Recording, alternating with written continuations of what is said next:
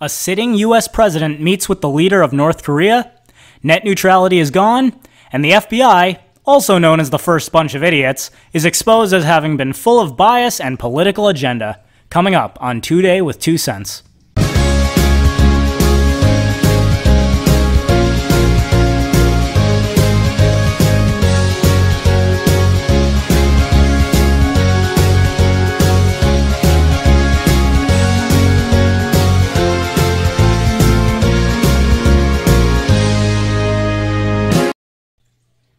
Hello everyone, and welcome back to Today with 2 cents.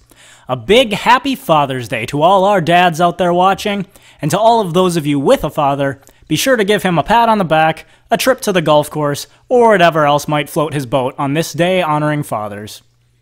The first major news story this week was President Trump's historic meeting with North Korean leader Kim Jong-un. Now they leave this area that we're told is a very tropical, humid environment there, as they have been sitting across from each other, and having very serious discussions. The president a couple of times having comments, bits of humor with the press, with his counterpart there. They have been smiling. They have talked about extensively that they would work their way past challenges they both admit are there. And Kim Jong-un saying, listen, it's not going to be easy, but I'll vow to you that I will listen. President Trump sure seems optimistic about this meeting, as does most of his base. Mainstream media outlets like CNN don't seem quite so optimistic, but then they just hate anything Trump does, so what did you expect? As for me, I'll be honest. It is something that hasn't happened with previous administrations, and it doesn't necessarily hurt the situation, but you have to remember that North Korea is a totalitarian communist state that heavily oppresses and tortures its own people. The only thing that you can trust is that Kim Jong-un is self-interested. Whatever he might say regarding nuclear disarmament or better relationships with the West, his goal is to maintain control over his country. If his words don't match up with this reality, then you can bet your ass he's lying. Why is everyone so fucking stupid? Why aren't more people intelligent, like me? Net neutrality expired this week. Strangely, the internet didn't melt down like we were all told it would. But the leftists haven't yet stopped with their doomsday predictions. Net neutrality is officially over. The latest FCC order took effect on June 11th, clearing the way for carriers to throttle, prioritize, and generally mess with your data. As the FCC backs off, carriers could start slowing down data streams or adding caps for non-sponsored services, anything to give their partners an edge. They're going to keep pushing the boundary of what's allowed there, and without clear regulations, there's no one to push back. A while back, Burger King made a video trying to explain how horrible a lack of net neutrality would be. It's on the menu right there with the fast, medium, and slow. Slow Mbps, fast Mbps, or hyper-fast Mbps. Mbps, of course, standing for making burgers per second. So if we want a Whopper now, we have to pay $26? Well, that's how you get it fast. That's the highest priority. This is like a lane system? It's gonna be like 15, yeah, fast lane, slow lane. So like maybe like 15, 20 minutes. What are you talking about? What's funny about Burger King's take is, all that any one of those customers would have had to do to refute the logic is to say, fine, I'm going across the street to McDonald's. The beauty of the free market is that competition and profit incentive always ensure that the customers will be given the highest quality product at the lowest possible price. If your ISP starts charging you through the nose for access to your favorite website, you can always change to a different ISP. All net neutrality did was ensure that there would be less competition amongst ISPs, and that internet users would have to pay more for services that they may or may not be using. This system that you're responsible for now isn't working out, so what the hell are you gonna do about it? Oh, well, I'm just sort of getting acclimated to the situation and... Getting acclimated? Do you know how much money we wasted on this thing? How about you take some damn responsibility? Get the hell out of here, Pat, you're fired! Do you love fried chicken? I certainly do. And apparently, the CEO of Twitter does too.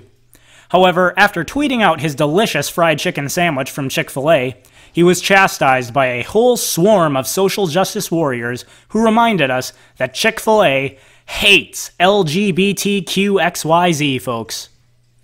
The Twitter CEO, Jack Dorsey, boosts Chick-fil-A, and then the internet melts down. James Barrett for the Daily Wire reports that the Twitter CEO Jack Dorsey set the internet ablaze after he boosted Chick-fil-A over the weekend amid a backlash from fellow progressives. He has officially apologized for admitting to the world that he does love the fast food chain, and an even more egregious sin to activists because he did it during Pride Month.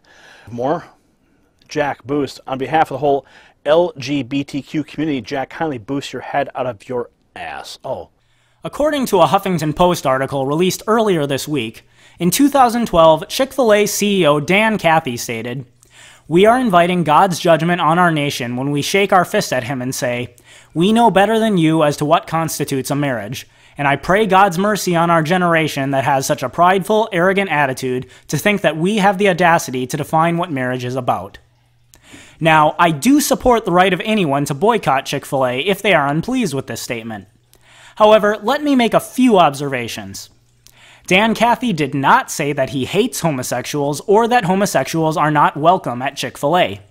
He stated that he disagrees with a legal redefinition of marriage, something that most religious Christians would agree with. Saying you disagree with the legal redefinition of marriage is wildly different from saying that you think homosexual behavior should be illegal or that homosexuals are banned from your dining establishment. Besides that, have you ever stopped to vet any other establishment you do business with to make sure the owners share your same views on everything before you purchase goods or services from them? I think you'd find very quickly that if you only shopped at places that thought exactly the way you did, you'd very quickly have nowhere left to shop.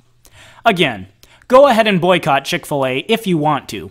If you can't stand to eat a delicious chicken sandwich because the CEO has a different view of marriage than you do, even though he doesn't actually discriminate against you in the conduct of his business, well, that's your freedom as a customer.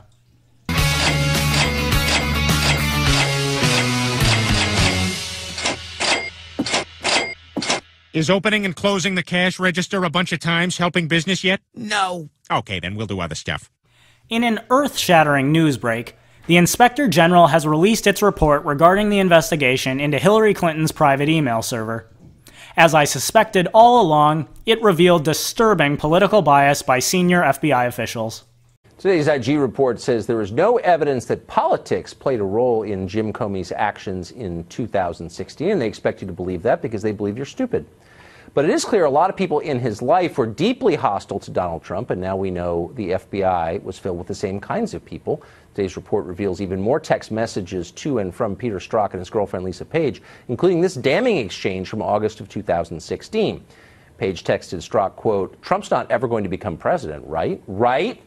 Strzok's reply, quote, "No, he won't. We'll stop it." There is a lot that I could talk about here, but let me ask.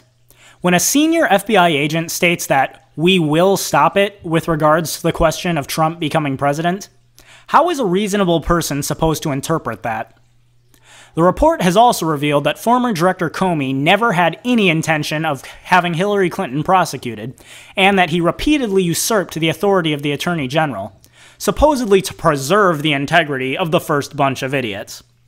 But then I've seen Comey's new book on the shelf. He's clearly a man with delusions of grandeur. This is yet another example of how power corrupts. If the FBI were a private corporation, they'd be losing boatloads of funding right now. But oh yeah, they're funded by taxes, so we don't have a choice whether or not to pay them. Let this Inspector General report be a reminder of what the government is using your hard-earned money to pay for.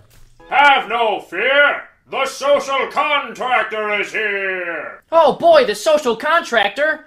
What's your power? I build and buy things without your consent, regardless of whether or not you want them. And then I expect you to pay for it when I'm done! And it's that time of the week. Time to unveil the weekly hottie. Drum roll, please. Do you like wet t-shirt contests? I sure do. That's why this week's weekly hottie is model Georgia Gibbs. As the title of the following video clip suggests, she's taking the wet t-shirt contest to a whole new level.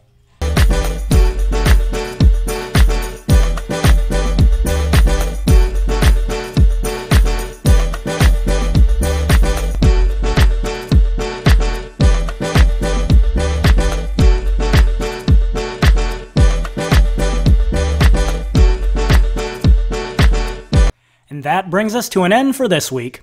Be sure to like, comment, share, and most importantly, subscribe. And that is my 2 cents. Take it for what it's worth.